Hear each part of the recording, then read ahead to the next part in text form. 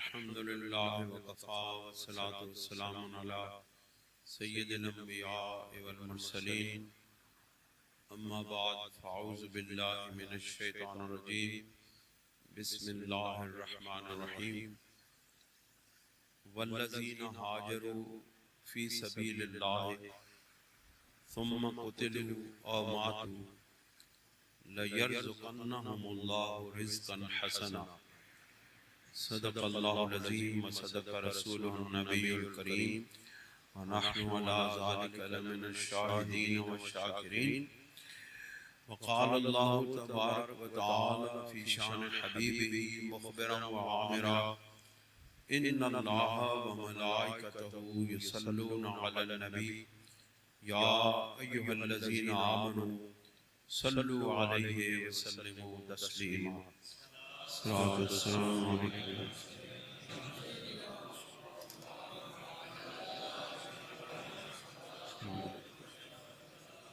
حضرات گرامی،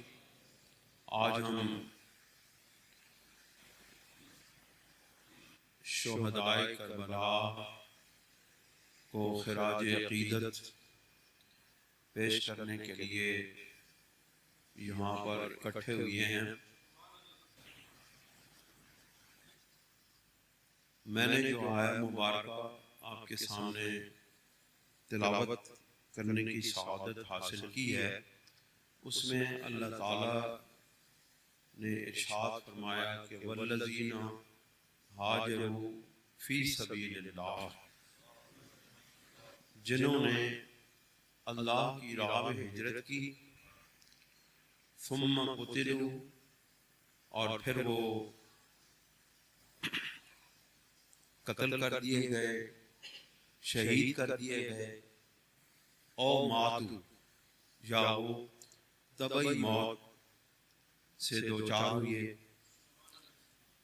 لَيَرْزَقُنَّهُمُ اللَّهُ رِزْقًا حَسَنًا، تو اللہ تعالیٰ ضرور ان کو رزق حسنہ عطا فرمائیں گے. اس آیہ مبارکہ پر غور و فکر کریں اور امام الشہداء سیدنا امام حسین رضی اللہ تعالیٰ عنہ اور دیگر اہل بیت اطہار کی اس قربانی کا جائزہ لیں تو آپ کو اس میں اللہ کی راہ میں ہجرت بھی نظر آتی ہے اور شہادت بھی نظر آتی ہے اور رزق حسنہ کی عطا بھی نظر آتی ہے. آپ کو معلوم ہے کہ ہم اللہ کے فضل و کرم سے حق بات کرتے ہیں، سچی بات آپ کے سامنے رکھتے ہیں، نہ جذبات کو بھڑکاتے ہیں، نہ ابھارتے ہیں، نہ لوگوں کے ذہنوں میں ایسی باتیں ڈالتے ہیں جس میں محبتوں کی جگہ نفرتوں کے بیچ بوئے جائیں. ایک بات یاد رکھیں،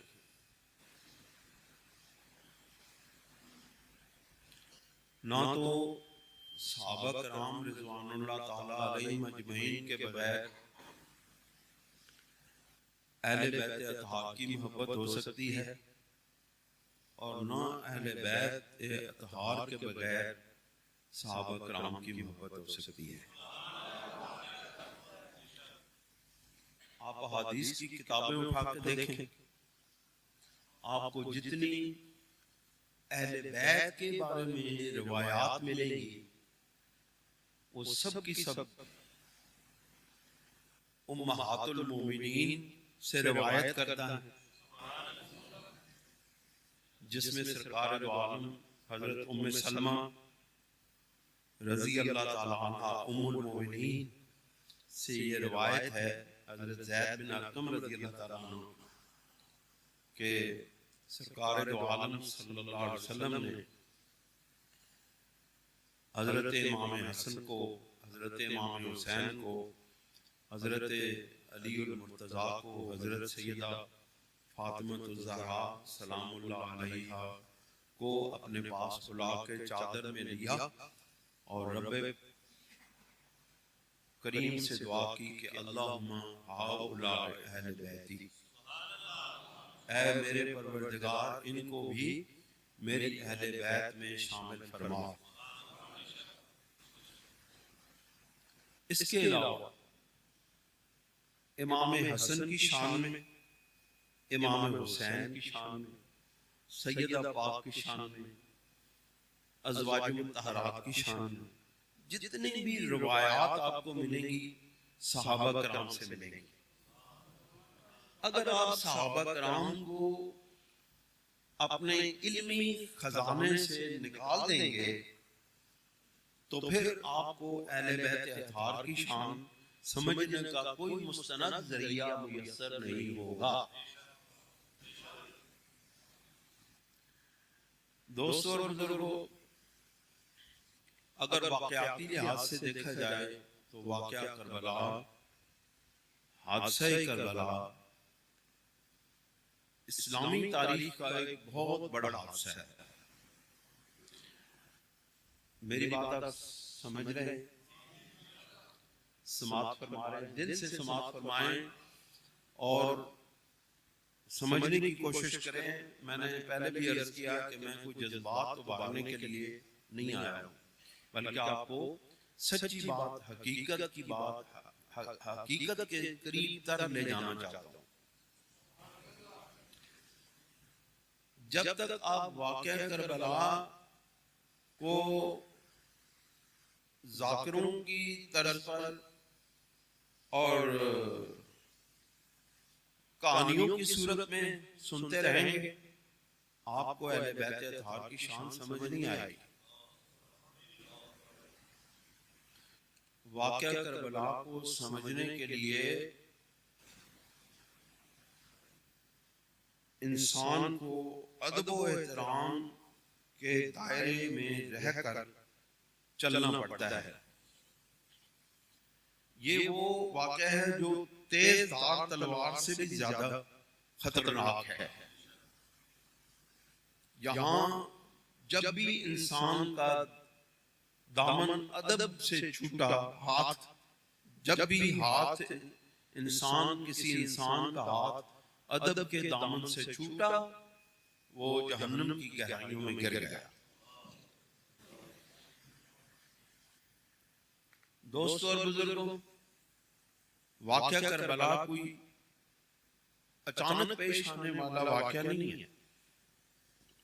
بلکہ اس کے پیچھے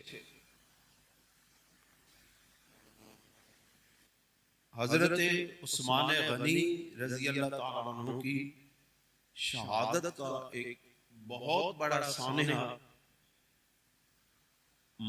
اس کے پیچھے کار فرما ہے۔ حضرت عثمان غنی رضی اللہ تعالیٰ عنہ کی شہادت ہی وہ ابتدائی نقطہ ہے جہاں سے ان خرابیوں کا آغاز ہوا۔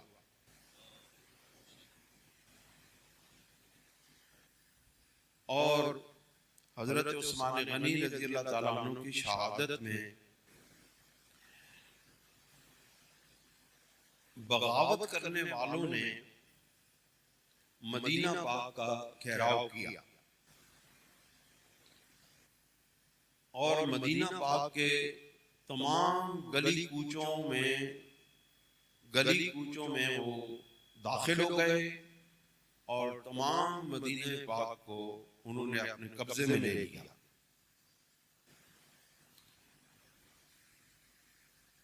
اور پھر انہوں نے امیر المومنین خلیفۃ المسلمین حضرت عثمان غنی، حضرت عثمان ذو النورین رضی اللہ تعالیٰ عنہ کے در خلافت کو اپنے گھیرے میں لے لیا اور پھر ان کی تمام تر کوششوں اور دباؤ کے بعد اور صحابہ کرام کے اس پیشکش کے بعد کہ ہم ان کا مقابلہ کرتے ہیں، لیکن حضرت عثمان غنی رضی اللہ تعالیٰ عنہ نے یہ ارشاد فرمایا کہ میں مدینہ پاک کی گلیوں میں خون نہیں بہا سکتا، کیونکہ یہ ادب کا مقام ہے اور یہاں میں حضور نبی کریم علیہ السلام کی ناراضی منہ نہیں لے سکتا۔ یہاں یہ امن کا گہوارہ، امن کا شہر ہے، میں اپنی جان تو دے سکتا ہوں لیکن یہاں میں خون خرابہ کی اجازت نہیں دے سکتا۔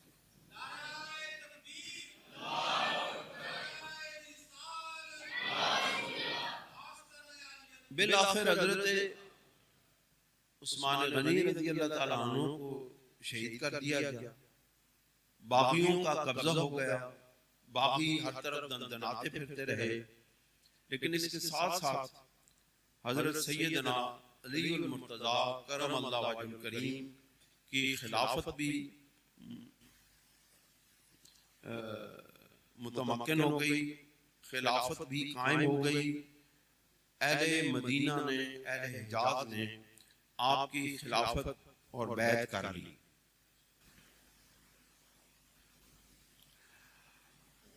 ہمارے دوستوں کا عقیدہ ہے کہ خلافت جو ہے یہ منصوص من اللہ، امامت منصوص من اللہ ہے۔ اگر امامت منصوص من اللہ ہے تو پھر حضرت ابوبکر صدیق، حضرت مولا، یہ اہم نقطہ میں بیان کرنے لگا آپ کے سامنے۔ اگر امامت منصوص من اللہ ہے، جس طرح نبوت منصوص من اللہ ہے، نبوت کسی کے بیعت کرنے کی محتاج نہیں ہے۔ مقام سمجھتے ہیں نبوت کا؟ نبوت کی اگر تمام دنیا مخالفت کرے تو نبوت باقی رہتی ہے۔ نبوت اس بات کی محتاج نہیں ہے کہ انسان اور لوگ نبی علیہ السلام کو تسلیم کریں تو وہ نبی بنے۔ مولوی صاحب یہ بات شاید آپ نے کہیں سنی، میں آپ کو سمجھا رہا ہوں بات، یہ علماء اہل علم سمجھیں گے اس بات کو کہ نبی منصوص من اللہ ہے، نبوت منصوص من اللہ ہے۔ نبوت کسی کے بیعت کرنے کی محتاج نہیں ہے۔ اگر خلافت منصوص من اللہ ہوتی، اگر امامت منصوص من اللہ ہوتی، جیسا کہ ہمارے دوستوں کا عقیدہ یہ اس بات پر ہے کہ امامت منصوص من اللہ ہے،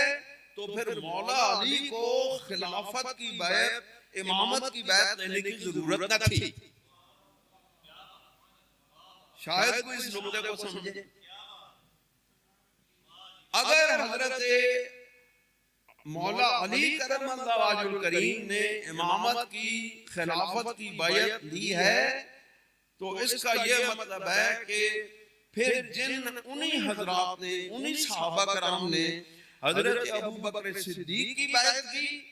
حضرت عمر فاروق کی بیعت کی، حضرت عثمان غنی کی بیعت کی، تو پھر اس سے یہ ثابت ہوا کہ ان کی امامت و خلافت بھی مصدقہ ہے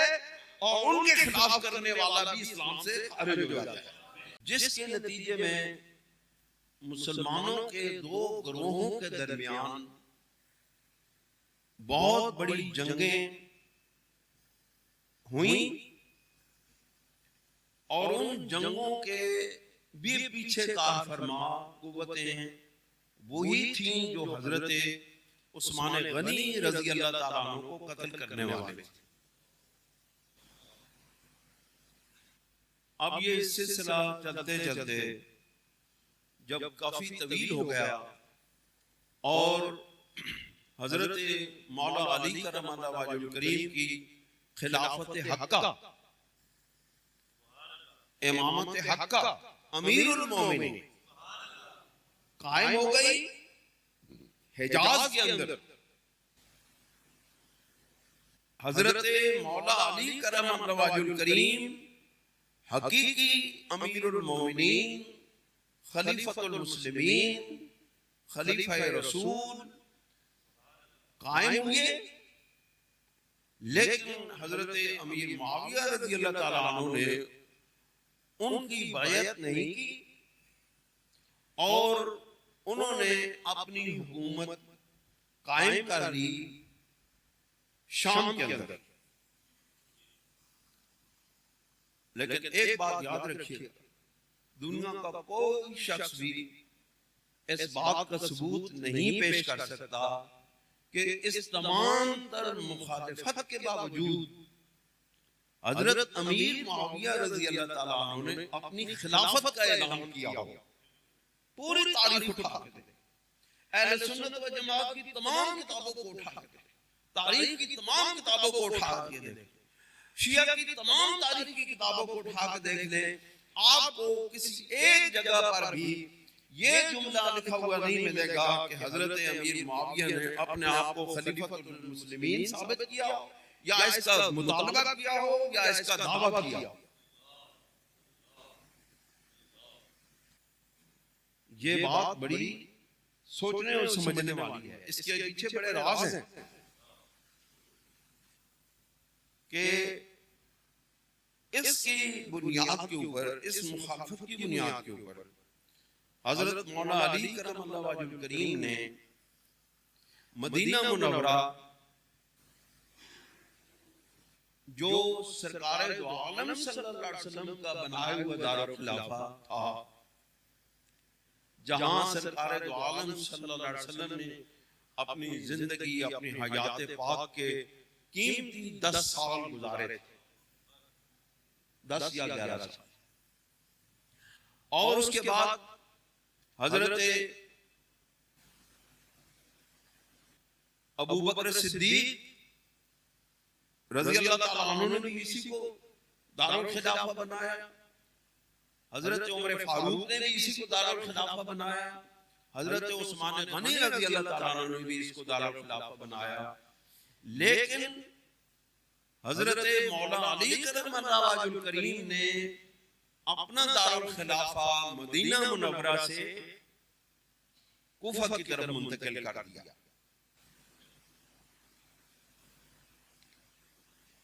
اس کی وجہ یہ تھی کہ شام کے اور عراق کے ان علاقوں میں مخالفت موجود تھی، بغاوت کا خطرہ تھا، شورشیں ہوتی تھیں، جس کی وجہ سے ان کا قلع کما کرنے کے لیے مدینہ پاک سے وہاں تک رسائی مشکل تھی. لہذا حضرت مولا علی کرم اللہ وجہ الکریم نے اس مقام کو اپنا مرکز بنا لیا. اب آپ کو میں واقعہ کربلا کے حقائق کے قریب ترین لے کے جا رہا ہوں کہ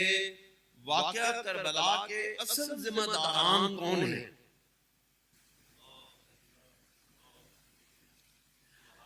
وہاں پر حضرت مولا علی کرم اللہ وجہ الکریم نے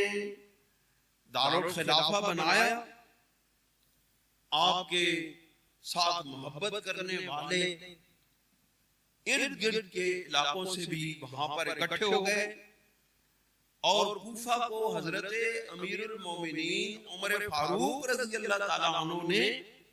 شہر بنایا تھا. شہر جو بنایا تھا، شہر کی بنیاد، کوفہ شہر کی جو بنیاد رکھی تھی وہ حضرت امیر المومنین عمر فاروق رضی اللہ تعالیٰ عنہ کے دور میں رکھی گئی. اور اس حضرت عمر فاروق رضی اللہ تعالیٰ عنہ کا مقصد یہ تھا کہ یہ کوفہ جو ہے یہ مرکز ہے، یہ بلاد اسلامیہ، اور اگر حجاز کو اکٹھا کر لیا جائے تو یہاں پر ایک مرکزی نقطہ بنتا ہے، اور یہاں سے اسلامی تعلیمات کے فروغ کے لیے حضرت عمر فاروق رضی اللہ تعالیٰ عنہ نے صحابہ کرام کے جید علماء کرام کو، جن میں حضرت عبداللہ ابن مسعود رضی اللہ تعالیٰ عنہ تھے، اور دیگر بڑے جید اہل علم علماء صحابہ کرام رضوان اللہ تعالیٰ علیہ مجمعین کو وہاں پر منتقل کیا. حالانکہ آپ یقین جانیں حضرت عبداللہ ابن مسعود رضی اللہ تعالیٰ عنہ نے اس پر اصرار کیا، کئی بار کہا کہ میں مدینہ منورہ چھوڑ کے جانے والا نہیں ہوں. مدینہ چھوڑ کے کون جاتا ہے؟ مدینہ پاک میں جو ایک مرتبہ چلا جاتا ہے اس کا دل کرتا ہے کہ موت یہاں پر آ جائے. مدینہ پاک کی گلیوں کو چھوڑ کے جانے والا کون ہے؟ اور جب صحابہ کرام جنہوں نے سرکار دو عالم صلی اللہ علیہ وسلم کی خوشبو اس مدینہ پاک کی گلیوں میں محسوس کی تھی، آپ کو دیکھا تھا، آپ کی زیارت کی تھی، آپ جن گلیوں میں چلا کرتے تھے ان گلیوں کو چھوڑ کے صحابہ کرام کون جاتے ہیں؟ کہاں جاتے تھے؟ ہم جیسے گناہگار ترین لوگ مدینہ پاک میں چلے جائیں، کیوں حاجی صاحب تو جانتے دل کر رہے؟ حاجی صاحب دی ساڈی تے ملاقات ہوئی مدینہ پاک. اے مینوں کہن لگے کہ حضرت جی دعا کرو مینوں اتھے دی شہریت مل جائے، مدینہ پاک دی شہریت مل جائے. میں کہا حاجی صاحب مدینہ پاک دی شریعت ہے، سعودی عرب دی شریعت ہے، قانون ہے، یہ تو پابندی ہے، یہ تو شریعت نہیں ملتی. پھر فرمان لگے کہ حضرت جی پکی پکی شریعت دی طلبگار ہاں، جنت البقیع دی شریعت دے طلبگار. پھر میں نے حاجی صاحب دی گل سمجھ آئی کہ اے تو پکا ٹکٹ لینا چاہتے رہے. دوستو اور بزرگوں، جب ہم جیسے گناہگار مدینہ پاک کی گلیوں میں چلے جائیں اور خوشبوئے مصطفیٰ کو سمجھتے ہیں، سونگتے ہیں، محسوس کرتے ہیں، تو صحابہ کرام کی کیا شان ہوگی. لیکن حضرت عمر فاروق رضی اللہ تعالیٰ عنہ نے بڑے فورس کر کے بڑے زور دے کے بھیجا تاکہ آپ وہاں جا کے علم کو پھیلائیں اور علم کو آگے بڑھائیں، علم کو فروغ دیں تاکہ وہاں سے اہل علم تیار ہو کر کے تبلیغ اسلام کا ان علاقوں میں تبلیغ اسلام کر سکیں.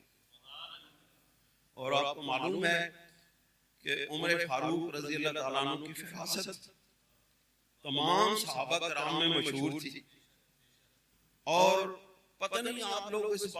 نقطے کو سمجھے کہ نہیں، لیکن میں نے جو اس پر غور کیا ہے کہ حضرت عمر فاروق نے حضرت عبداللہ ابن مسعود اور دوسرے صحابہ کرام کو کوفہ میں کیوں بھیجا، تو مجھے معلوم ہوا کہ عمر فاروق کی فراست میں شاید یہ بات ہوگی کہ وہاں پہ حضرت امام اعظم ابو حنیفہ نے پیدا ہونا ہے اور ان کی تربیت کا بندوبست ابھی سے کرنا ہے، اور حضرت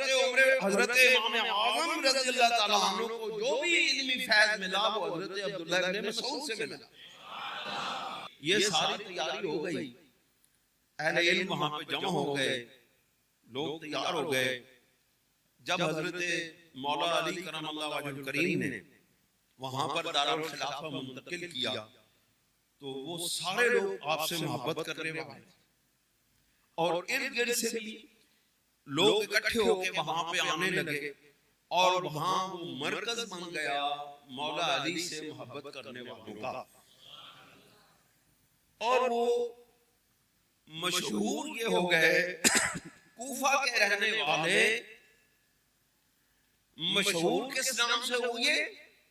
شیعان علی کے نام سے. گلائی وہ لوگ شیعان علی کے نام سے مشہور ہو گئے، اور حضرت امیر المومنین مولا علی کرم اللہ وجہ الکریم کے وصال کے بعد امام حسن رضی اللہ تعالیٰ عنہ جس وقت خلیفہ بنے، اور انہوں نے حضرت امیر معاویہ رضی اللہ تعالیٰ عنہ کے خلاف اقدام کیا اور ان کے خلاف فوج لے کر آئے. لیکن جس وقت حضرت امیر معاویہ اور ان کے درمیان صلح ہو گئی اور حضرت امام حسن اس سے دستبردار ہو گئے خلافت سے، تو سب سے زیادہ مخالفت حضرت امام حسن رضی اللہ تعالیٰ عنہ کی انہیں شیعان علی نے کی. آپ کو یہ معلوم ہے یہ بات شیعہ کے بہت بڑے عالم ملا باقر مجلسی نے اپنی کتاب جلاء العیون میں بھی لکھی ہے. یہ اہل سنت کی بات نہیں ہے، یہ شیعہ مکتب فکر کے بہت بڑے عالم ملا باقر مجلسی نے اپنی کتاب جلاء العیون میں لکھی ہے کہ وہاں کے شیعہ حضرت امام حسن کے خلاف ہو گئے، اور حضرت امام حسن جب واپس جس وقت کوفہ کی گلیوں سے گزرتے اور واپس مدینہ کی طرف مراجعت کی تو وہ لوگ حضرت امام حسن رضی اللہ تعالیٰ عنہ کو گالیاں دیتے تھے، اور حضرت امام حسن نماز کے لیے کھڑے ہوئے اور ان کے نیچے سے ان لوگوں نے جائے نماز کھینچی اور آپ کے چہرے مبارک پر تھپڑ مارے۔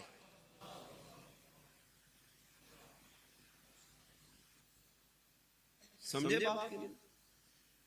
میں آپ کو یہ بات بتانا چاہتا ہوں، پھر آپ کو ایک مقام پر آپ کو یہ بات بتاؤں گا کہ یہ باتیں پورے ثبوت کے ساتھ حضرات اہل بیت اطہار کے پاس پہنچ چکی تھی۔ اب حضرت امام حسن رضی اللہ تعالیٰ عنہ کی دستبرداری کے بعد پورے حجاز پر اور ہر جگہ امیر معاویہ رضی اللہ تعالیٰ عنہ کی امارت قائم ہو گئی۔ نہ انہوں نے خلافت کا اعلان کیا، نہ اس کے بعد اہل سنت و جماعت نے ان کو کبھی خلیفہ مانا، ان کو ہمیشہ امارت اور امیر المومنین کہتے رہے۔ دوستوں اور بزرگوں، وہ زمانہ گزر گیا، حضرت امیر معاویہ رضی اللہ تعالیٰ عنہ نے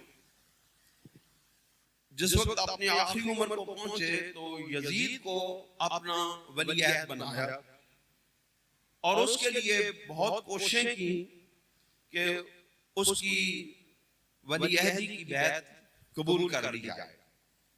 لیکن اس وقت بھی بہت سارے لوگوں نے حضرت جن میں حضرت عبداللہ ابن عمر، عبداللہ ابن عباس اور دیگر صحابہ، امام علی مقام امام حسین رضی اللہ تعالیٰ عنہ، ان سب نے اس کی بیعت کرنے سے انکار کر دیا۔ اس دوران ایک بات، یہ بات کامل ابن اسیر نے اپنی تاریخ میں لکھی ہے، اور یہ بڑی مستند تاریخ ہے، اس کو طبقات ابن سعد میں بھی نقل کیا گیا ہے۔ وہ لکھتے ہیں کہ جس وقت حضرت امیر معاویہ وصال کرنے لگے، فوت ہونے لگے، موت کے قریب آئے، تو انہوں نے یزید کو نصیحت کی۔ انہوں نے کہا کہ ایک بات یاد رکھنا، یہ جو کوفہ کے لوگ ہیں یہ امام حسین کو تیرے خلاف کھڑا کرنے کی کوشش کریں گے، لیکن اگر کوئی ایسا موقع آ جائے کہ تو حضرت امام حسین کے مقابلے میں ان پر قابو پا لے تو امام حسین کی عزت و تکریم کرنا، کیونکہ وہ اہل بیت میں سے ہیں اور ان کا مقام و مرتبہ بہت اعلیٰ ہے۔ میں حقائق آپ کے سامنے رکھ رہا ہوں، سچی باتیں کہہ رہا ہوں، لیکن ہوا کیا؟ اس کے الٹ ہو گیا۔ یزید جب تخت پر بیٹھا اور اس نے حکومت پر قابو پا لیا تو اس نے باقی ہر جگہ سے اس کی بیعت قبول کر لی۔ کوفہ کے شیعان علی نے بھی اس کی بیعت کر لی، اور اکثر علاقوں میں اس کی بیعت قبول کر لی گئی، لیکن مدینہ منورہ میں بہت سے ایسے صحابہ کرام موجود تھے جنہوں نے اس کی بیعت سے انکار کیا، اور اس وقت حضرت امیر معاویہ کے بھتیجا ولید بن عتبہ بن ابو سفیان گورنر مدینہ تھا، انتہائی نیک۔ بہت سارے لوگ کہتے ہیں بنو امیہ کو گالیاں دو تو ثواب ملتا ہے، ہم کہتے ہیں ان کے اندر اچھے اچھے لوگ بھی پیدا ہوئے ہیں جنہوں نے اہل بیت سے محبت بھی کی ہے. ولید بن عتبہ جو امیر معاویہ رضی اللہ تعالیٰ عنہ کا بھتیجا ہے، اس نے حضرت امام حسین رضی اللہ تعالیٰ عنہ کو مہلت دی اور ان کی بیعت لینے سے کترانے لگا، اعتراض کرنے لگا، پیچھے ہٹنے لگا. اس کو ایک شخص نے کہا کہ تو امام حسین رضی اللہ تعالیٰ عنہ سے بیعت کیوں نہیں لیتا؟ اس نے کہا کہ میں اہل بیت اطہار کا احترام کرتا ہوں اور میں امام حسین رضی اللہ تعالیٰ عنہ پر زبردستی کوئی بات بھی ٹھونس نہیں سکتا. لیکن یزید کا پریشر تھا اور اس نے حضرت امام حسین رضی اللہ تعالیٰ عنہ کی ہر حالت میں بیعت لینے کا حکم جاری کیا تھا. تو ولید بن عتبہ نے حضرت امام حسین کو بلایا اور حضرت امام حسین رضی اللہ تعالیٰ عنہ سے کہا کہ اس طرح مجھے یہ یزید نے خط لکھا ہے، حضرت امیر معاویہ وصال کر گئے ہیں، یزید نے مجھے خط لکھا ہے کہ آپ کی بیعت لی جائے. آپ نے حضرت امیر معاویہ کی مغفرت کی دعا کی اور بڑے دلانے لوگ نے نا، اہل بیت اطہار نے نا، حضور دے نواسے نے نا، وہ کوئی ساڑھے انہوں تھوڑے. آپ نے ارشاد فرمایا کہ میں چھپ کے بیعت کرنے والوں میں سے نہیں ہوں. رات کے حسین رات کے اندھیرے میں بیعت نہیں کرے گا. اگر بیعت کرنی ہوگی تو ہم علیہ اعلان کریں گے،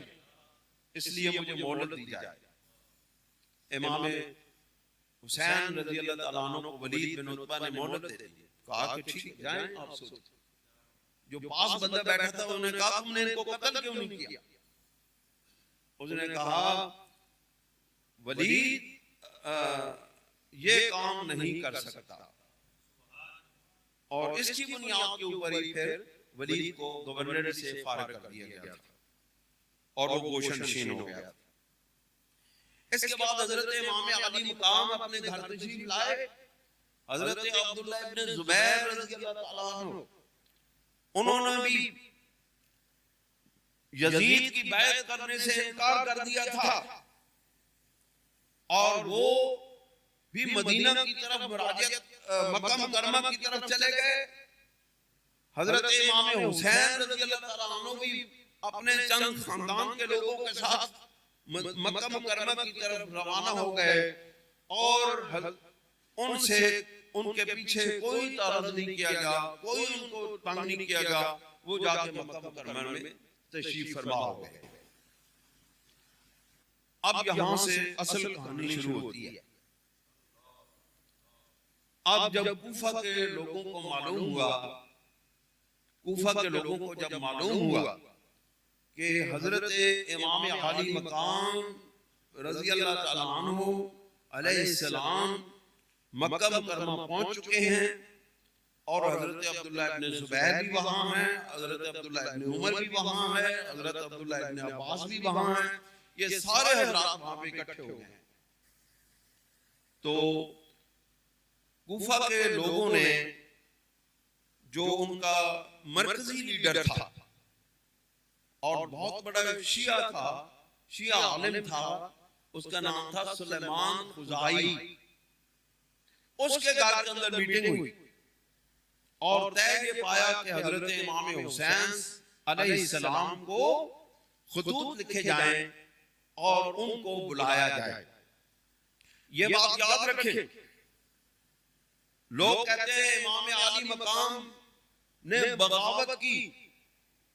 حضرت امام علی مقام باغی نہیں تھے. جس وقت آپ مدینہ منورہ کو چھوڑ کے جا رہے تھے، حضرت محمد بن حنفیہ رضی اللہ تعالیٰ عنہ جو حضرت مولا علی کے بیٹے ہیں، انہوں نے کہا کہ آپ مدینہ منورہ کو چھوڑ کر کے مکہ مکرمہ چلے جائیں لیکن کوفے نہ جانا، کیوں کہ انہوں نے تمہارے باپ سے بھی غداری کی تھی، تمہارے بھائی سے بھی غداری کی تھی، ان سے خیر کی توقع نہ رکھنا۔ لیکن حضرت امام عالی مقام کو کوفہ کے ان لوگوں نے خطوط پر خطوط لکھے، میٹنگوں پر میٹنگیں ہوئی اور وفود بھیجے گئے حضرت امام عالی مقام کے پاس مدینہ مکہ مکرمہ میں کہ آپ تشریف لے آئیں، ہم آپ کی خلافت کو تسلیم کرتے ہیں اور آپ کی بیعت خلافت کریں گے۔ اس وقت بھی یاد رکھیں، اس وقت بھی حضرت امام علی مقام رضی اللہ تعالیٰ عنہ سے جب حضرت عبداللہ ابن عمر نے، حضرت عبداللہ ابن عباس نے جب مطالبہ کیا، جب ریکویسٹ کی، جب عاجزانہ عرض کی کہ اے مولا آپ کوفہ نہ جائیں، وہاں سے خیر کی توقع نہیں ہے، آپ کے ارادہ تبدیل کر دیں، آپ نے اس وقت بھی یہی کہا تھا جو مدینہ پاک سے چلتے ہوئے کہا تھا کہ میں وہاں کوئی بغاوت کے لیے نہیں جا رہا، میں وہاں نہی عن المنکر کے لیے اور امر بالمعروف کے لیے جا رہا ہوں، میں وہاں لوگوں کو اپنے نانا حضور سرور دو عالم صلی اللہ علیہ وسلم کی شریعت کی تبلیغ کرنے جا رہا ہوں، میں وہاں پر لوگوں کو حضور نبی کریم علیہ السلام کی سنتوں کی تعلیم دینے جا رہا ہوں، میں وہاں سرکار دو عالم صلی اللہ علیہ وسلم کی شریعتوں کی پابندیوں کی تبلیغ کرنے جا رہا ہوں، میرا حکومت لینے کا کوئی ارادہ نہیں ہے۔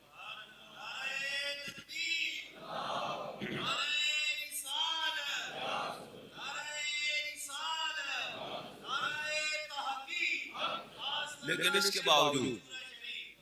تمام تر کوششوں کے باوجود، چونکہ حضرت امام عالی مقام ان کو کہہ چکے تھے کہ میں کوفہ کی طرف آ رہا ہوں، اور ان سے وعدہ کر چکے تھے، ان کے وفود آئے تھے، ان سے وعدہ کیا گیا تھا کہ میں آ رہا ہوں، اس لیے حضرت امام عالی مقام 8 ذی الحج کو مکہ مکرمہ سے روانہ ہو گئے۔ آپ ذرا اس بات پہ دھیان دیں کہ اگر حضرت امام علی مقام رضی اللہ تعالیٰ عنہ کے دل میں کوئی بغاوت کا خیال ہوتا، خلافت قائم کرنے کا خیال ہوتا، حکومت حاصل کرنے کا خیال ہوتا، تو حج سے بڑا اور کون سا موقع تھا جہاں پر بڑے بڑے صحابہ کرام موجود تھے، لاکھوں لوگ ارد گرد سے آئے ہوئے تھے، حج کے موقع پر میدان عرفات میں امام علی مقام تقریر کرتے اور لوگوں سے کہتے کہ آؤ میں خلافت کے لیے میں امیدوار ہوں، میں کھڑا ہوتا ہوں، آپ لوگ میری بیعت کریں۔ کون سا ایسا مسلمان ہے جو وہاں پر حضرت امام علی مقام کی بیعت نہ کرتا اور آپ کو خلیفۃ المسلمین تسلیم نہ کرتا؟ لیکن حضرت امام علی مقام کا یہ مقصد تھا ہی نہیں، حکومت کا حصول حضرت امام علی مقام کا مقصد تھا ہی نہیں، اس لیے حضرت امام علی مقام 8 ذی الحج کو کوفہ کی طرف روانہ ہو گئے۔ پھر ایک مقام پر آپ نے حضرت، اس سے پہلے آپ نے مکہ مکرمہ میں رہتے ہوئے حضرت مسلم بن عقیل کو بھیجا تھا، اور آپ کو معلوم ہے کہ مسلم بن عقیل کس جگہ کس کے پاس ٹھہرے تھے؟ مسلم بن عقیل سب سے پہلے جا کے مختار سقفی کے گھر ٹھہرے تھے، جس کو تم امام مانتے ہو، جس کا تم مقبرہ بنائے ہوئے ہو، جس کے تم منتیں اور مانتے ہو، اور جس کو تم بہت بڑا اپنا رہبر اور رہنما سمجھتے ہو۔ سب سے پہلے امام علی مقام مختار سقفی کے گھر جا کے ٹھہرے، لیکن ادھر سے جب ابن زیاد کی گورنری قائم ہو گئی، حضرت نعمان بن بشیر رضی اللہ تعالیٰ عنہ کو گورنری سے معزول کر دیا گیا، عبید اللہ بن زیاد کو گورنری پر فائز کر دیا گیا، تو پھر مختار سقفی ادھر ہی بدل گیا، انہوں نے کہا حضرت جی ہون تسی اتھوں چلے جاؤ ساڑھے گھروں، اے او امام ہیں نہ بھائیاں ساڑھے۔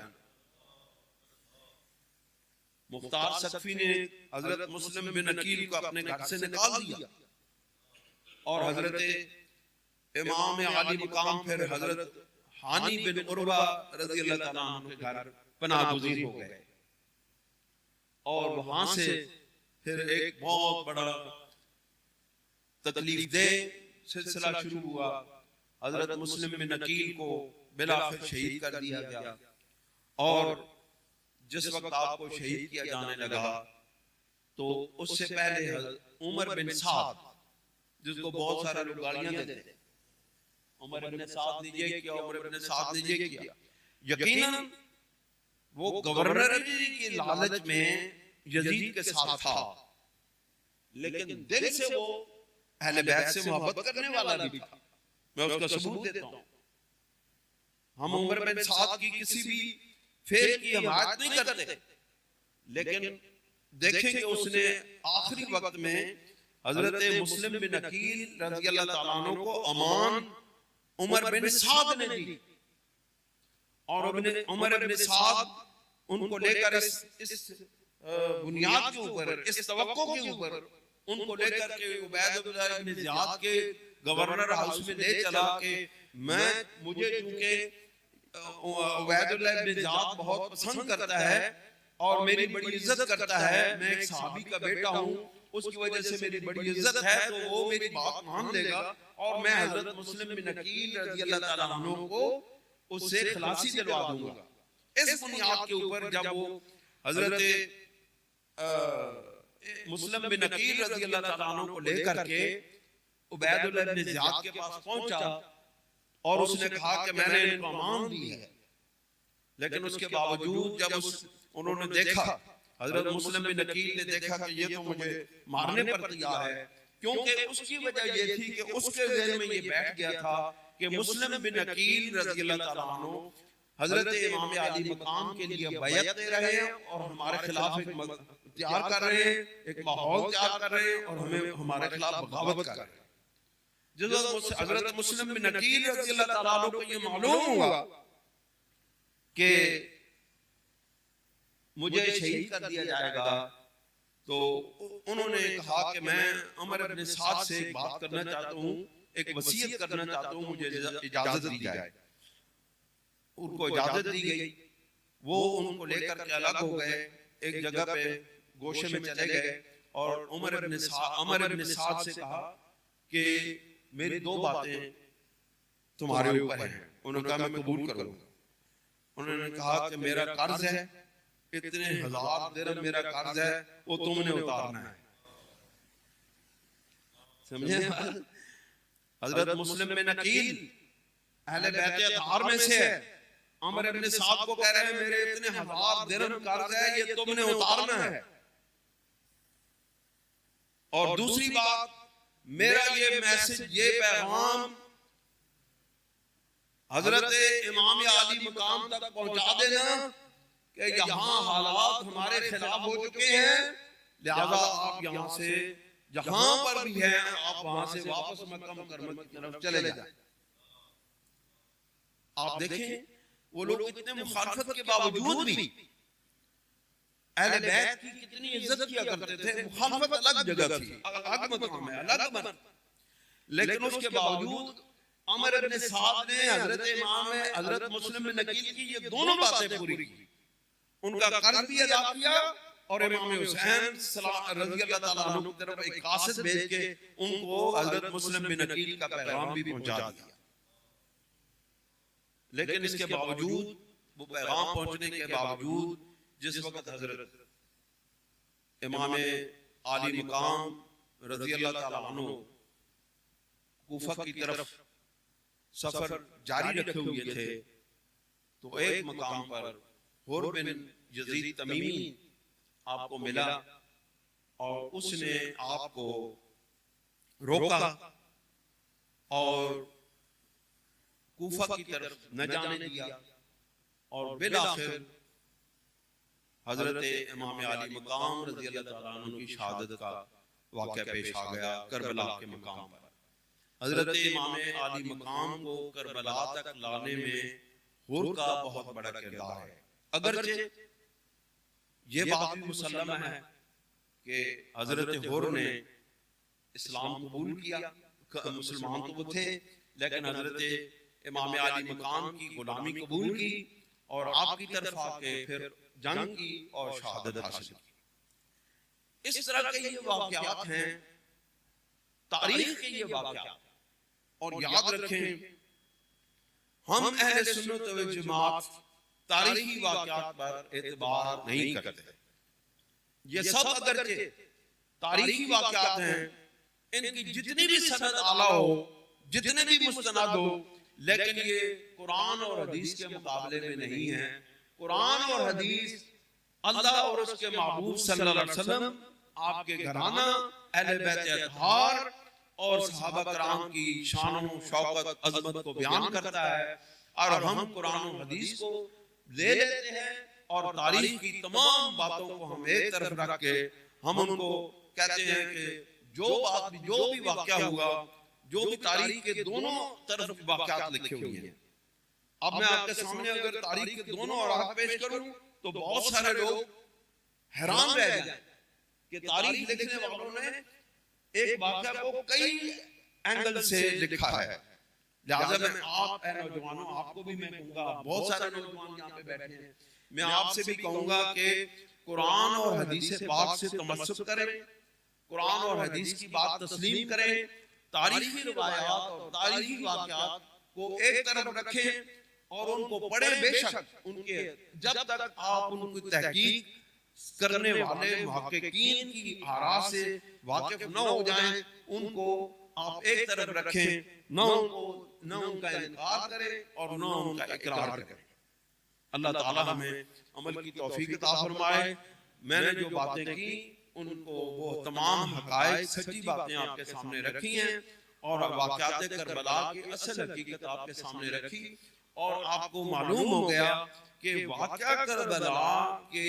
جو اصل کردار ہے وہ کوفہ کے اندر ہے۔ واقعہ کربلا جو وقوع پذیر ہوا وہ در حقیقت کوفہ والوں کی سازشوں، ان کی بے وفائیوں اور ان کے لالچ، حرص و ہوس، دنیا کے پیچھے چلنا اور غداری کرنا، بے وفائی کرنا جو ان کی سرشت میں تھا، جو انہوں نے حضرت مولا علی سے کی، جو حضرت امام حسن سے کی، جو امام حسین سے کی، جو آل پاک سے کی، انہوں نے وہ اپنا کردار جو ان کی سرشت میں تھا وہ لوگوں کو کر کے دکھایا۔ اللہ تعالی ہمیں ایسے لوگوں کی پیروی سے، ایسے لوگوں سے بچائے، ایسے لوگوں کی صحبت سے بچائے جو صحابہ کرام کی مخالفت کرنے والے ہوں، جو اہل بیت اطہار کی مخالفت کرنے والے ہوں، جو قرآن و حدیث کی مخالفت کرنے والے ہوں۔ اللہ تعالی ہمیں ایسے لوگوں سے محفوظ رکھے۔ وآخر دعوانا ان الحمدللہ رب العالمین۔